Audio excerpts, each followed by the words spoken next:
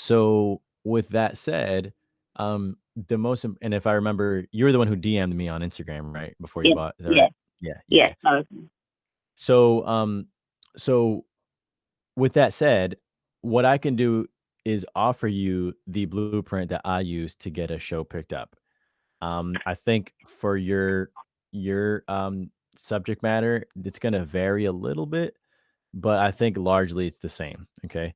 So Mhm. in the TV world, and you might know a lot of stuff because you already were in like television accounting, but in the TV world, on the deal side, there's something that's called TV packaging, which Mhm. is essentially the art of packaging a television concept in such a way that will be enticing for a network production to pick it up. And so this TV package consists of a few different elements. Okay. Number one is the content. Okay. So in your case, you have a clear idea of what you want to do and so forth. And that is usually the case. People obviously before they go and sell a television show, they usually know what they want to sell. So that's the kind of the one that most people kind of have in common. Now from here, the varying pieces get a little bit more difficult, and the good news is that the more pieces you have of the puzzle, the more pieces you assemble in your favor, the greater the likelihood is of you getting a chance to pitch and therefore a chance to get picked up. And, I just told you what my producer told me that, the odds of getting a pilot picked up is statistically it's 0.13. So not Wow. 13%, but 0.13 just because of the sheer volume Yeah. of pitches that there are. And then from there, the odds of getting a pilot picked up into a season 1 is 1%. And then once you cross, it's really hard to go from, concept to pilot and then paid pilot to season 1. Super hard. But then once you go from season 1 to season 2, which I was unable to do, but the odds of going from season 1 to season 2 is 13%, right? And then once you cross over into season 2, numerically and statistically, your odds of coming back, are just much, much greater. Then it goes up to, 40%, 50%. And then like, that's Wow. why those shows that cross the hurdle and make it past the season 1 into a season 2, those are often the shows that, remain on the network's, programming, right? Yeah. So now how do we get there? Well, piece 1 was the content. That's the part that again most people have. Piece 2 is there's junior talent, and then piece 3 is senior talent, right? So content and format, which we touched on, format will be revised. Piece Mhm. 2 is the junior talent, piece 3 is the senior talent, and then piece 4 is, the executive producer. So let's break those down. The junior talent, which is what you would consider me on my Mhm. show, is someone that is up and coming, has a little bit of an audience already. And, Mhm. depending on the format of the show, this doesn't necessarily apply for all formats, but in your format, I do think it's relevant to have like a host, right? This is Yeah. like Yeah. you would call a hero, right? It could be you, but I don't know if you want to do that. It could No. be, and my guess is you would likely improve, the strength of the package by finding a, Yeah. Someone to follow. yeah, exact someone who's got a little bit of a built-in audience, and this is why networks like this because they have built-in audience, built-in reach, and it improves the probability of like um, viewership and success. Mhm. And also, it's like they're pre-buying like marketing dollars and impressions, so they get more earned media with it, if that makes sense. So, Yeah. um, you'll have to find the right junior talent. It's really important. Someone whom, just being charismatic and having an audience is kind of like the cost of entry. You also need someone whom, you know, they don't need to be experts on the subject matter, although it helps. I'm fairly knowledgeable in business, at least at the early stage. So I made a good natural candidate for the show. And I had connections of my own, and I was willing to put in the legwork, and I was able to make some noise about it. And like just all in all, I think I ended up being a big, asset to the production. So if to the extent that you can find someone like that, that will help your project immensely. Okay. So now Yeah. moving on to then the next portion is the senior talent. Now, this is the unfortunate reality about networks, and it sucks, but um networks just like they just love man, they just love A-list celebs. There's just Yeah. I hate it, I hate it, but there's something about, like, the A-list celeb factor that makes them buy into a product more, right? It's Yeah. like and, it makes sense, obviously, it comes as no surprise. However, even with Alicia Keys and Marcus Hamilton on our side, it was still difficult to get picked up, which I found to be ludicrous, but not nevertheless, um, TV packages will usually have senior talent that is subscribed to the idea, and I can get into the actual mechanics of how you do that, okay? But Okay. that is the next piece is senior talent. So in your case, it would be someone, so a high profile African celebrity, like someone like Mhm. Lupita, you know, Mhm. Lupita would be great for the and when you think of senior talent, by the way, I literally want you to think of like your wish list. Like, like don't be like, well, I probably won't be able to reach them. Yeah. I want you to first start with like the ideal person, which me in my mind, it's like Lupita is like one, like Chadwick Boseman. I know he's not. I don't think he's. Well, he might. I think he is African, isn't he? He is Um, Nigerian, yeah. yeah, yeah, yeah. So like the people from the Black Panther cast, like, African directors, like you need, think of your wish list, okay? Yeah. And start assembling. What I would do if I were you personally is I would start assembling like a little, Google Doc and draft up your wish list of like junior talent and senior talent pairing, right? Like Yeah. and it don't have to be real, but like even just moving this from ideation to document form, you start getting a lot closer to, you know, feeling like you'll start seeing your TV package in on paper form, and that will help you. And then the last piece is the executive producer piece, which would be you in this case. You're the executive producer. Presumably you own the content, and when a network buys content, by the way, there's almost Mhm. no instance in which they don't buy the rights of the show. So that's a nuance in TV deal making that I did not know. But like, for example, the creator of my show, her name is Beth Greenwald. Um, she like worked for a bunch of networks, most notably at MTV, and she produced the show Pimp My Ride with Exhibit. Oh, nice. And so so she got a big hit on the network, and she made some money doing that. She didn't own the content or anything. She was on the network side as an employee, but she made her bonuses and she made her money. But the point is though that she was a longtime veteran in the TV industry. She was there for 20 years. And Wow. the show Hustle was her first attempt at ma- making a show herself. Um, and she um, she knew all the buyers by name, Um, right? And wow. like, it's not enough to say like, okay, this content would be really good for Revolt or whatever network, Yeah. Own or BET or whatever. It's not enough to just know the network. You actually got to know the buyers. You don't have to, but it does greatly improve your probability of success. Yeah. And then just a nuance on the TV deal making side, when you actually sell the content to the network, like Beth did to Vice, um, Vice buys the show. They now own the content. They own Hustle.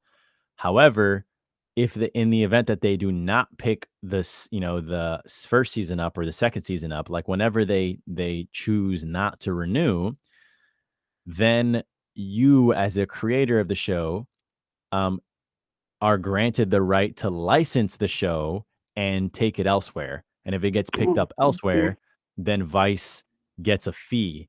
Oh, for, wow. a licensing fee. So that's the way it works. And notice the nuance there. It's not like you make the show, you own it. Usually, anytime a network is going to put all the resources that they do on a show, because it is a big commitment. They put millions of dollars into promoting the show. They also take a valuable real estate on their roster for content.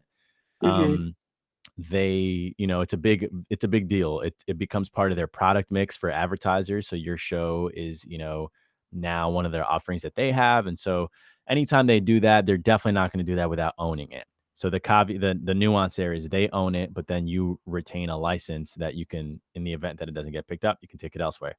Now, back to this piece around the executive producer. Um, in your case, you are not a 20-year veteran, and so in my case, my executive producer, who was the creator of the show, was also the 20-year vet. In your case, me being you, I probably would. You're the creator of the show, and you're an executive producer by default, right? Because you're the Mhm. creator, so you get that credit. However, you would greatly benefit from finding a seasoned television executive that joins the project and kind of co-signs it and helps you champion the deal, because this person will know all the buyers and all this other stuff, right? Yeah. And not only that, but look, for as good a deal maker as I think I am, I would have gotten nowhere close to getting this deal done without Beth. Like Wow. she was just really privy to the deal structures, to the norm. She knows the people, she knows the customs, she knows the language, she knows everything. And me being junior talent and like the face of the show, I kind of get all the credit, if you will.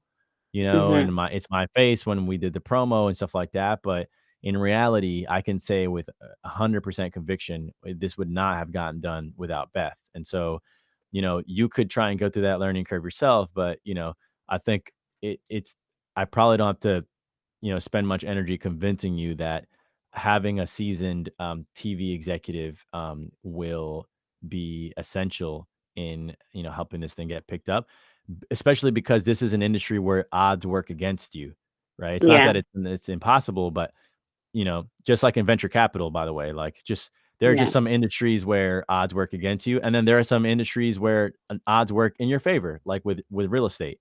In real estate, like it's a pretty low probability of failure, Mhm. subject like with the exception of like getting a few bumps and bruises along the way. Generally, land has inherent value, and so there's real estate, and you get leases, and people live in places, and like you know that's just one of those industries where a probability doesn't work against you. So then in an industry where probability does work against you, you as the creator of the show, Barbara, are going to have to do everything you can to just improve the overall strength of your package and make it as hard as possible for someone to say no. You know what I mean? Yeah. Um, and we've broken down the ways to do that. And now I know we're at time, but I'm just going to spend a few more minutes with you breaking down the actual agreement that you need to create, okay? So, Okay. first all of this like rounding up of, and I know it's daunting, so, there's that, but just take it Mhm. for what it is. But so the rounding up of the senior talent and the junior talent and the EP, like all that is going to happen first informally, which is going to come down to you specifically, your ability to, get people excited about the project, tweaking the content, banging down doors, going through RLJ and, LinkedIn and whatever, and just finding executives, asking for recommendations. And, you can start by just looking for African producers. I mean, not look, the EP doesn't have to be African. Like, we create a show about diverse entrepreneurs, but Beth is you know, white, Jewish, lesbian woman from LA, you know. Mhm. So Yeah, like well, yeah, so they don't have to be African, so I don't mean to pigeonhole, but what I'm saying is like you're gonna want to increase your probability of like resonance, right? And yeah. so like I would probably first start with looking for African, TV execs if there are any, and then if there aren't, then black ones, and then if they, and then kind of going from there. So you're gonna do all your legwork, and you're going to, by virtue of your charisma and the strength of the content, get people excited, and then that executive producer will because they're so seasoned, they'll likely already have ins to certain camps of celebrities, right? Especially if they're African, they're gonna have those. They're gonna know, right? Like Beth Greenwald, she knew the people at Marcus Samuelson's camp, and then once we got Marcus Samuelson on board, he floated out because he signed to WME, big agency, and so is Alicia Keys. So he was like, well, you know what? I think maybe Alicia Keys would be interested. And so, but through Beth, we got to Marcus, and then through Marcus, we got to Alicia. Okay. So that's how Right. these things work. Like they have these domino effects. So you just got to get the Yeah. right pieces in place, and then they starts kind of working for you. And then what you're going to do is you're going to do something that's you're going to sign a shopping agreement.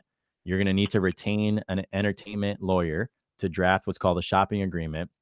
This agreement is not anything that says, that you're not necessarily like negotiating your monies or anything. What you're doing is you are the parties that have been invited to the project are all essentially binding together and saying, hey, if this project, and then you'll usually insert your working title, if this project takes off, then we all take off with it.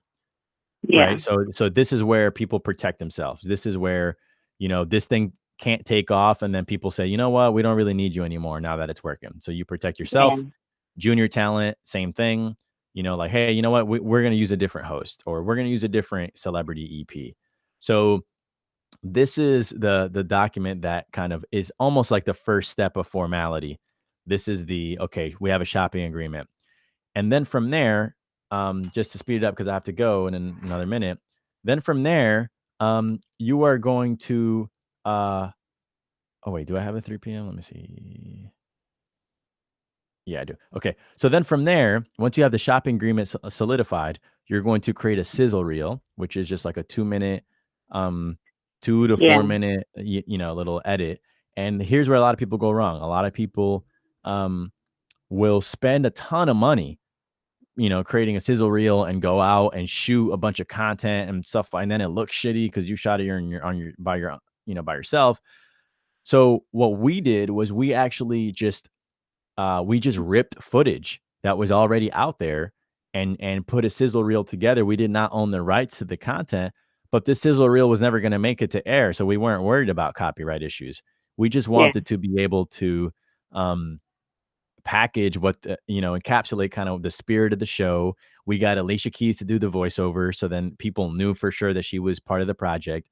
And with this 2 minute sizzle reel and the help of your executive producer, then you go out to the networks and you bang on doors and you use that as a sales tool to get meetings. And then when you get meetings, when you get to the point where you're getting meetings, you're pretty far along. And so when you're there, like that means that, they have an interest, they have an appetite, they have a potential slot for you on their roster. And then you start getting into talking economics and stuff like that, which, truth be told, I didn't have a whole lot of insight into because, the TV industry, as you likely know, they keep things pretty close to their chest. And so they didn't talk to me as junior talent about it. It all goes through lawyers. So they would be talking to you as a creator. They would be talking to you and your executive producer, whom that person would have a good sense of like what economics to give up and this and that. And just to give you a sense, in addition to Beth being the creator, she also was really adamant about being the production company that the production budget ran through. That way she can make a little bit more money. So the production company usually keeps maybe 10 or 20% of the budget as their fees. So that's how she got paid. And so you know, she was well equipped to do that because she has a lot of TV experience. You might not want to do that. You might just get your fees, your per episode I fees don't and a even percent. mind all that. I think my only problem is I don't have access to any of those. The one person that I'd pitched to the RLJ, and which RLJ is a much smaller company, that I would prefer much wider connection with or broadcast, which I don't have access to, or anyone, no Yeah. connections at all. Yeah. So you're gonna have to figure the connection piece out. Just starting, if you have to start from scratch, you start from scratch. But I would start from RLJ and just asking them if they know other people and just kind of branching out that way. But I do have to go to go to my next session. But I greatly enjoyed this, and I think I'm recording this and I have it saved. And I'm speaking into a podcast mic, so it'll be great audio that you can refer back to as needed. But, Mhm. just in a nutshell, like, you have a great idea.